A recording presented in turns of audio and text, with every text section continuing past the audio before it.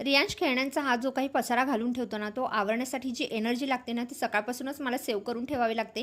कारण रात्री झोपेपर्यंत हा पसारा 3 ते 4 वेळा हा असा होतो म्हणजे होतोच. घर कितीही क्लीन केलं तरी रियांश हा पसारा करतच असतो आणि मी तो आवरतच असते. जोक सपाट. पसारा आवरून झाल्यानंतर त्याची सगळी खेळणी मी जागच्या जागी ठेवली. त्याच्यानंतर सोफ्यावर त्याने थोडे बुक्स वगैरे काढून ठेवले होते, तेही जागच्या जागी ठेवले आणि त्याच्यानंतर सोफा क्लीन करायला घेतला.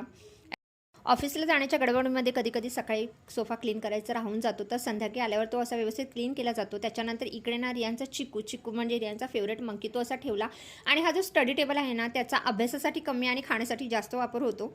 त्याच्यानंतर विंडोज लावून घेतली, कर्टन्स लावून घेतल्या आणि त्याच्यानंतर घरातून पुन्हा एकदा झाडू काढायला घेतला, कारण पसारा झाला होता, त्याच्यामुळे कचराही झाला होता. त्याच्यानंतर सगळं घर छान असं क्लीन करून घेतलं. ॲक्च्युली हॉलमध्येच पसारा झाला होता, त्यामुळे हॉलमध्येच कचरा झाला होता, तर तो सगळा असा क्लीन करून घेतला आणि त्याच्यानंतर पुन्हा एनर्जी बूस्ट करण्यासाठी इकडे छान असा 1 कप गरमागरम चहा घेतला. असा होता माझा छोटासा व्लॉग. व्हिडिओ आवडल्यास लाईक करा, शेअर करा, सबस्क्राईब करा.